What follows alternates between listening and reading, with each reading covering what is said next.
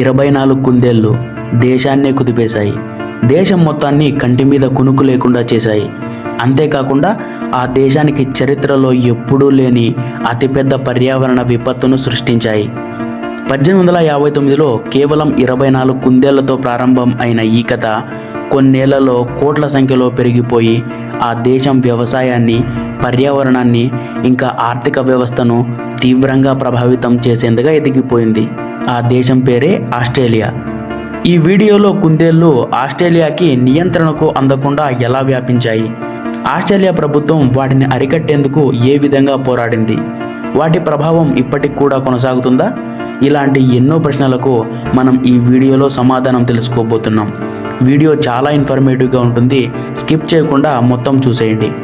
1859వ సంవత్సరంలో Thomas Austin అనే ఒక బ్రిటిష్ వలసదారుడు ఆస్ట్రేలియాకి వలస వచ్చాడు.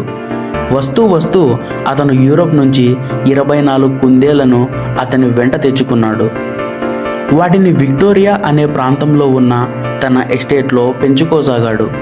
అతనికి యూరోప్లో వేట పట్ల ఎక్కువ ఆసక్తి ఉండేది. ఈ కుందేళ్లు త్వరగా పెరిగి పెద్దవైపోతే వాటిని వేటాడుతూ సరదాగా గడిపేయవచ్చని అతని ఆలోచన.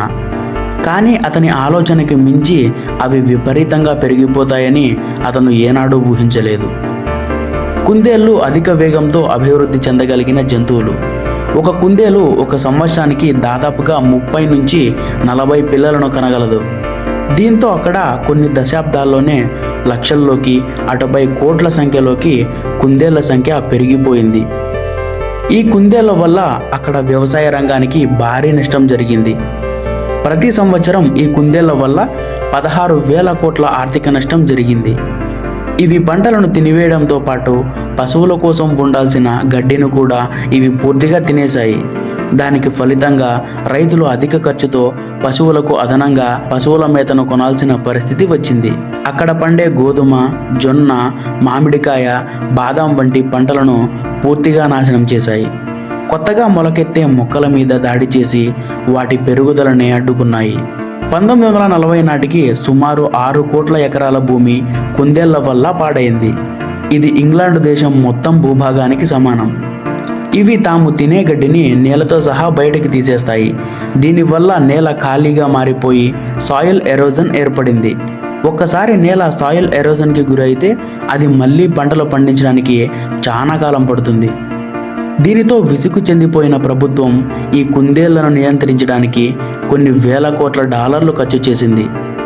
అందులో భాగంగా 1901-1907 మధ్య కుందేళ్ల కోసం 3000 కిలోమీటర్ల పొడవైన కంచెగోడను కట్టారు. ఇది ప్రపంచంలోనే అతి పొడవైన కంచెగోడ. దీనినే గ్రేట్ వాల్ ఆఫ్ ఆస్ట్రేలియా అని కూడా అంటారు. ఈ గోడను వ్యవసాయ భూముల్లోకి కుందేళ్లు రాకుండా నియంత్రించడం కోసం కట్టారు. కానీ ఫలితం శూన్యమైంది. కుందేళ్లన్నీ ఏం చేశాయంటే ఆ గోడ మీద నుంచి వెళ్ళడం మరియు ఆ గోడ కింద భూమిలో నుంచి కన్నాలు చేసి వెళ్ళడం ప్రారంభించాయి. ఈ ప్లాన్ ఫెయిల్ అవడంతో ఆస్ట్రేలియా గవర్నమెంట్ హంటింగ్ ప్లాన్ని ఇంప్లిమెంట్ చేసింది. లక్షలాది కుందేళ్లను గన్నులతో కాల్చి చంపేశారు. రైతుల పొలాల్లో విషపు గుళికలు, ద్రావణాలు ఆహారంగా పెట్టి చంపేశారు. వేటగాళ్లను ఈ కుందేళ్లన్నీ చంపి తినేయమని స్వయంగా గవర్నమెంటే ఆర్డర్ వేసింది. దీనికి ఫలితంగా కొన్ని కుందేళ్ళైతే తగ్గాయి, కానీ పూర్తిగా అయితే కాదు. అక్కడ ఉన్న రైతులకు వీటి బెడద ఇంకా కొనసాగుతూనే ఉంది. దాంతో 1950లో మళ్ళీ ఆస్ట్రేలియా గవర్నమెంట్ మిక్సోమాటోసిస్ అనే ఒక ప్రత్యేకమైన వైరస్ను కుందేళ్ల మీదకు వదిలారు. ఇది కుందేళ్లలో వ్యాప్తి చెందడంతో 90% కుందేళ్లన్నీ చనిపోయాయి. కానీ కొన్ని కుందేళ్లు ఈ వైరస్కు నిరోధక శక్తిని పెంచుకుని మళ్ళీ పెరగడం స్టార్ట్ చేశాయి. ఆస్ట్రేలియా గవర్నమెంట్ మళ్ళీ 5 సంవత్సరాల తర్వాత 1995లో RHDV హెమోరజిక్ డిసీజ్ వైరస్ను కుందేళ్ల మీదకు మళ్ళీ వదిలారు. ఈ వైరస్ కుందేళ్ల రక్తనాళాలను దెబ్బతీసి 48 గంటల్లోనే చంపేసేది.